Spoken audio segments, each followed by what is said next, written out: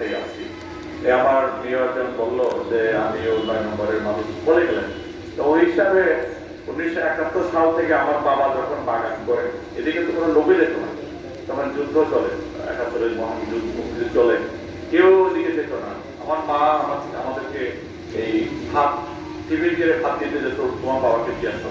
তো আমরা অনেক সময় বিরক্ত হতাম, এত দূরে, এখন তো কাছে বলা হয়, তখন অনেক দূরে, এই রাস্তাঘাট ঠিক নাই, এই লাল ব্রিজ তখন আর ভাঙা, তো সবচেয়ে বাজে ব্রিজ হচ্ছে না।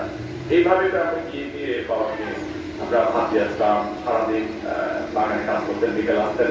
তো সেই হিসাবে 9 নম্বর আমি আমার জায়গা তো কিন্তু 9 নম্বর ওয়ার্ডে, সুতরাং আপনাদেরও আমি আপনজন, প্রায় তো আপনজন, অনেকে মারা গেছেন, অনেক মুরব্বী মারা গেছেন তাদের মুরব্বীর কারণে।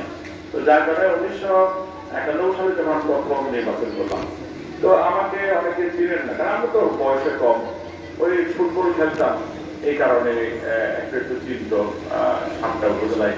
সেই সময় সব উপজেলায় আগে যাওয়া হয়নি, বাট এখন তো যাই, শুধু উপজেলা না, গ্রামেও যাই।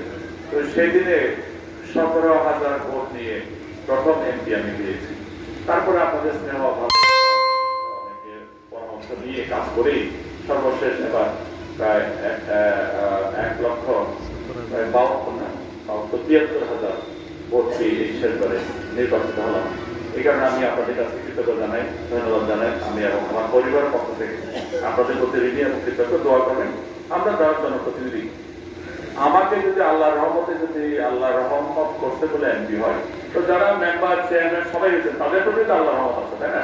সুতরাং যারা আল্লাহর রহমত দিয়ে আমরা যারা জনপ্রতিনিধি হয়েছি, আমাদের মধ্যে লিগে থাকার কোনো কারণ নাই। কিভাবে আমরা সম্মিলিত সবাই মিলে জনগণের জন্য কাজ করবো, দিন যায় কথা থাকে, আমরা কোনোদিন সারা জীবন বেঁচে থাকবো না, এটা সৃষ্টিকর্তার নিয়ম।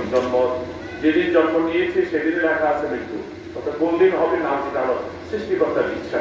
কিন্তু আমরা যতক্ষণ যে দায়িত্ব থাকবো, সবাই মিলে বান্দরবানটাকে কিভাবে উন্নতি করব, সবাই যদি চিন্তা করি, বান্দরবানটাকে সেরকম যদি সুন্দর করি, সারা দেশের প্রত্যেক জেলার হিসেবে সবাই যদি সেরকম কাজ করে, সব জেলা মিললেই তো বাংলাদেশ। আমরা সেভাবে কাজ করবো।